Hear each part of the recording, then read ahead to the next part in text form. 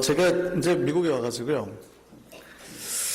처음이라 아직 미국의 분위기나 문화도 아직 잘 익숙하지 않아서 좀 이렇게 몇 개 지켜보고 있는 게 있습니다. 이분들은 절기 때 어떻게 지내시는지 봤더니 좀 몇 가지 아직도 제가 좀 낯설은 부분도 있어요. 한국에서는 크리스마스 때 카드 이제 안 보냈거든요.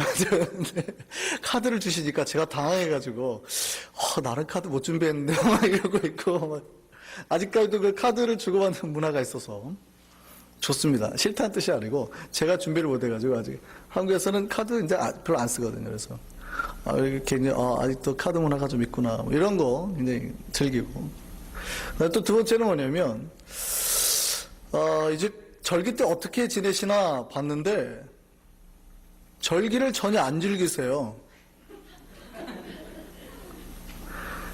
여기 크리스마스가 오고 했는데도 별로 제가 크리스마스라는 느낌이 잘 안 와요. 지금 제가 고민을 했어요. 이번에 주일날 크리스마스와 주일날 같이 꼈잖아요.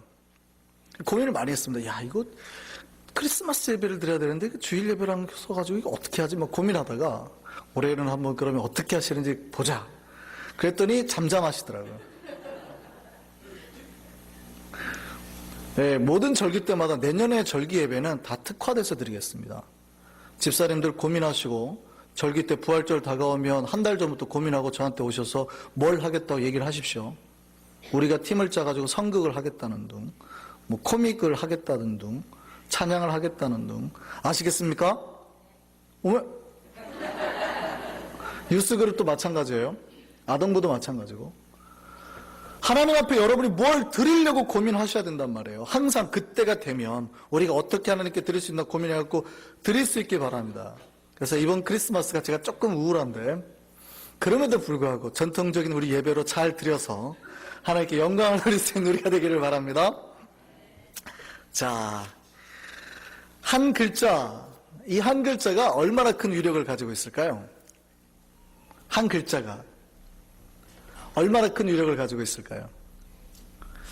이 한 글자가 대단한 위력을 가지고 있습니다. 이 한 글자에 따라서 말의 의미가 전혀 달라지는 거죠. 한국에 가면 그 대학생들이 시험을 보고 나면 연말에 자기 성적을 보고 정정하는 기간이 있어요. 수정하는 기간이 있어요.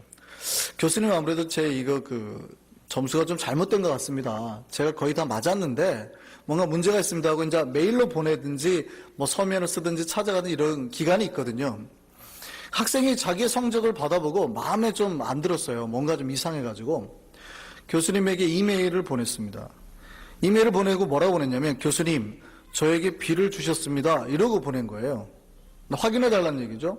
그리고 본인이 메일이 잘 갔는지 나중에 딱 확인을 해봤는데 본인이 이렇게 썼습니다. 잘못 오타가 났어요. 교수님 저에게 B를 주셨습니다. 이렇게 보낸 거죠. 니은하고 디귿하고 차이예요. 남자친구가 헤어지고 여자가 펑펑 울고 있는데 그 남자에게서 문자가 왔어요. 그러니까 마지막 헤어질 때 쿨하게 헤어지려고 그러는 거죠. 문자가 텍스트 메시지가 왔어요. 텍스트 메시지가 왔는데 이렇게 좋은 남자 만나 이러고 아마 보내려고 했던 것 같아요. 근데 니은을 기억으로 잘못 쳐가지고 보냈어요. 좋은 감자 만나. 이 별거 아닌 것 같은데 이 기억 니은 차이가 큰 차이가 나죠. 제가 저번에 이 말씀은 드렸는데요. 제가 성탄절만 되면 한 장로님 한 분이 생각이 납니다. 교장 선생님이었는데요.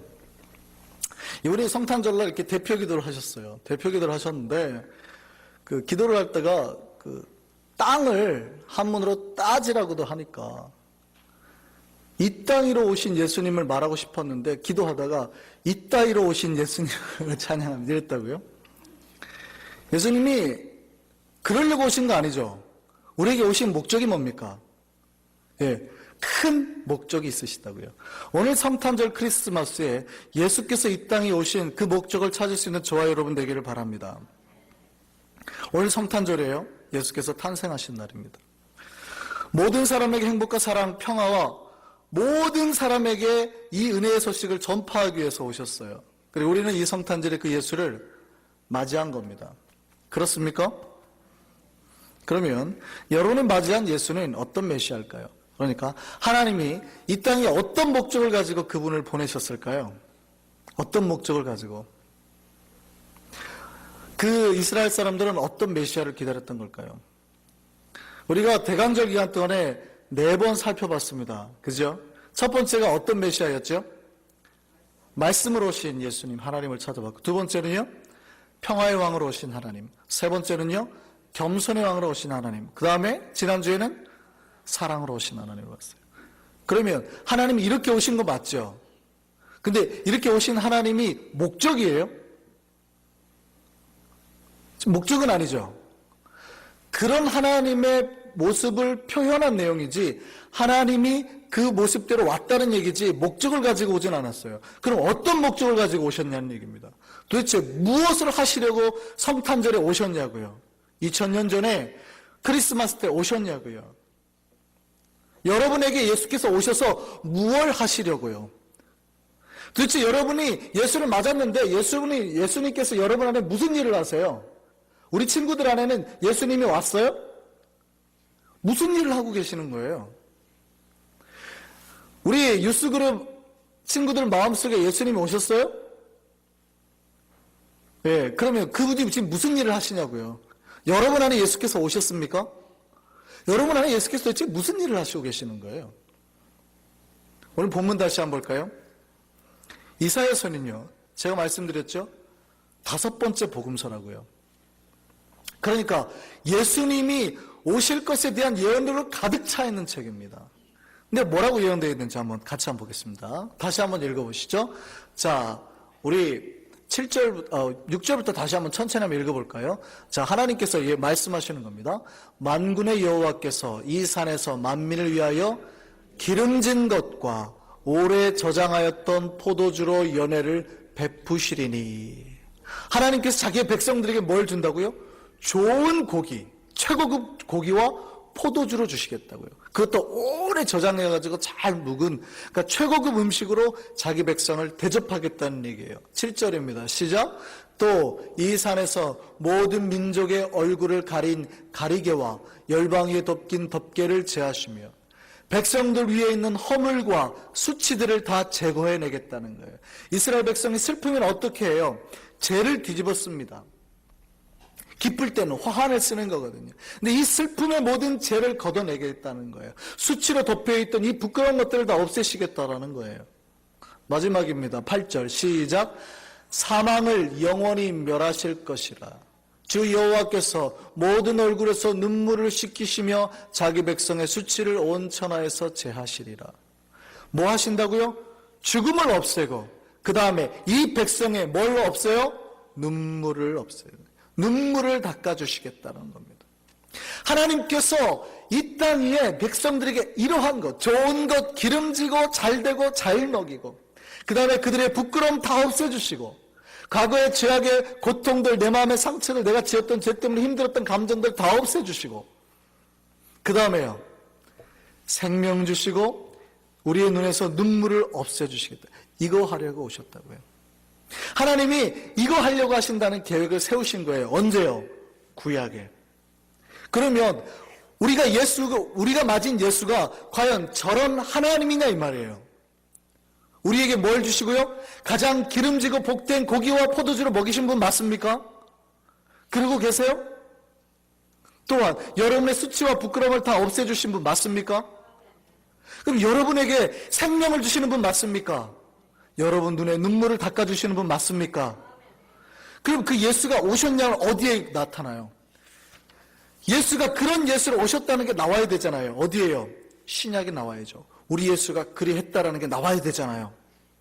한번 찾아볼까요? 그랬는지 안 그랬는지. 바로 예수가 그런 목적으로 오셨는지 한번 찾아보시겠습니다. 우리 요한계시록 한번 볼까요? 요한계시록 7장입니다. 같이 한번, 잘 안 보여요?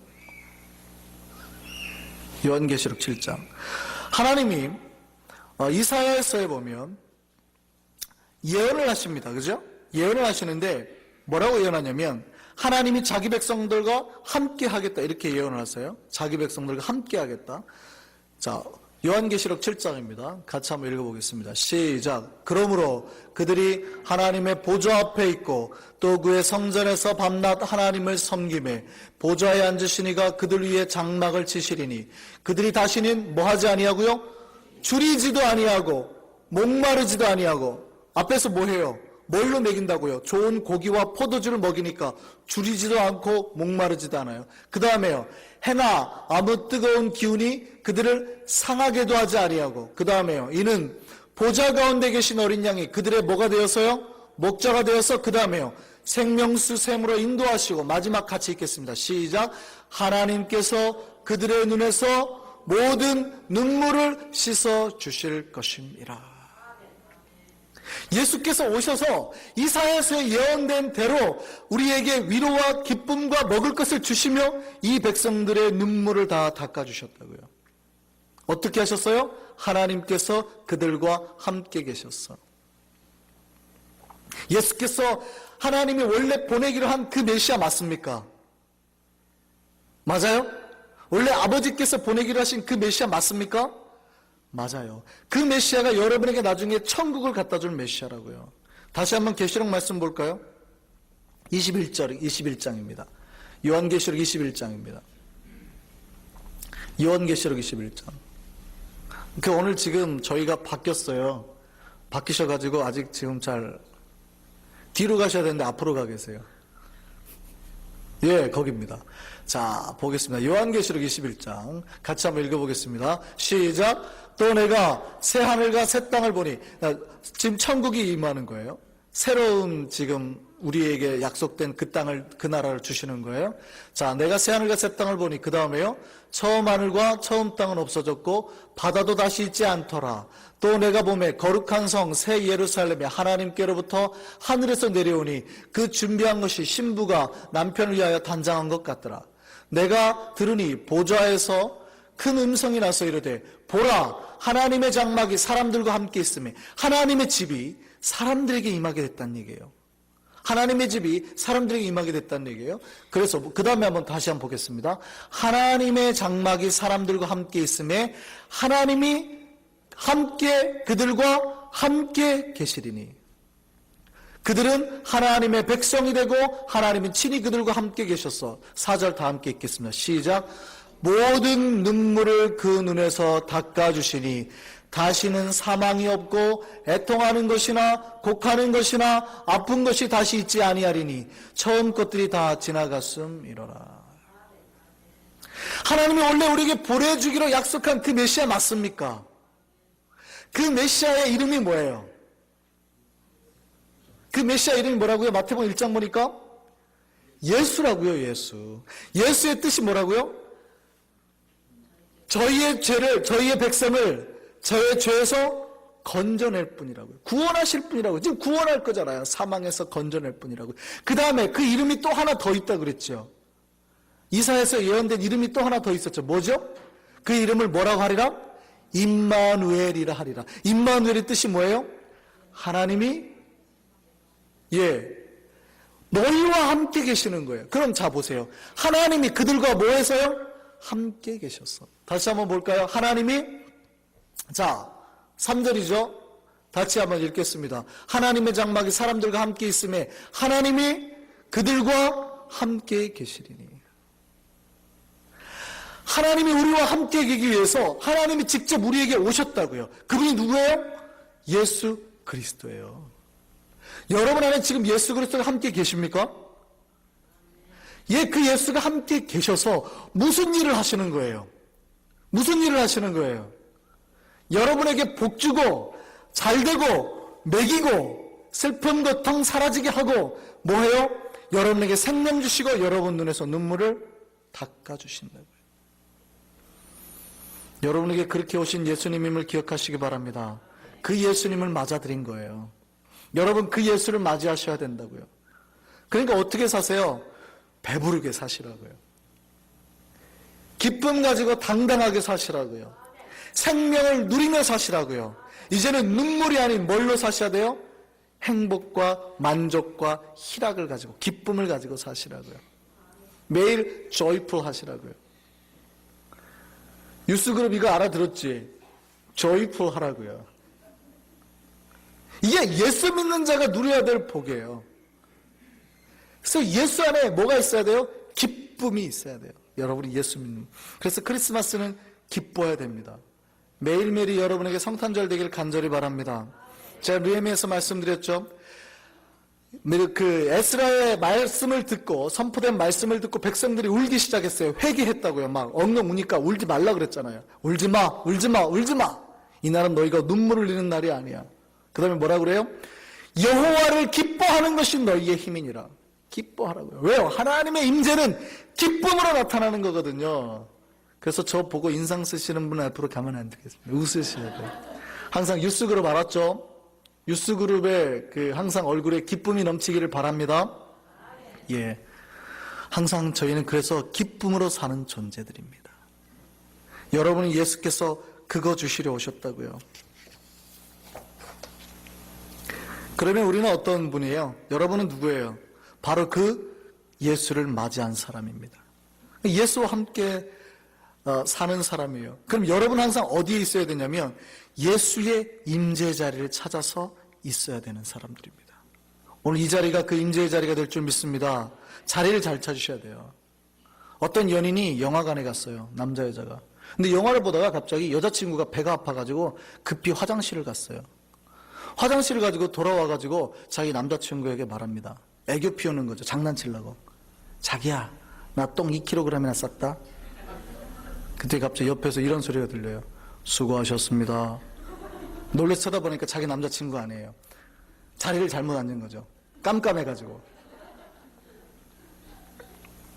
자리를 잘 찾으셔야 됩니다. 여러분의 자리에 앉기를 바랍니다. 여러분이 앉는 자리가 항상 주님의 임재 자리가 되기를 간절히 바랍니다. 그래야 여러분에게 위로와 평강이 임하는 거예요. 세상의 안목의 정형을 따라서 세상으로 나가면 주님의 기쁨이 여러분이 임하지 못하는 겁니다. 두 번째요. 항상 여러분이 무슨 일을 해야 될지 잘 찾아서 확인하고 일을 하시기 바랍니다. 어떤 사람이 자기 집 강아지가요, 옆집에서 키우는 토끼를 물고 왔어요. 그러니까 자기 집 강아지가 옆집 토끼를 물고 온 거예요. 근데 토끼가 흙투성이가 돼가지고 죽어 있는 거예요. 이 사람이 시겁했죠. 깜짝 놀래가지고 어떻게 할 줄 몰라가지고 그 토끼를 다시 씻었어요. 깨끗하게 씻어가지고 몰래 옆집에 이게 갖다 놨습니다. 그 다음날 그 옆집 주인을 만났어요. 옆집 주인이 그러는 거죠. 어떤 이상한 놈이 우리가 토끼가 죽어가지고 땅에 묻어놨는데 그걸 파가지고 씻어놨어! 그러더니. 여러분이 무엇을 해야 될지 찾으셔야 된다는 얘기입니다.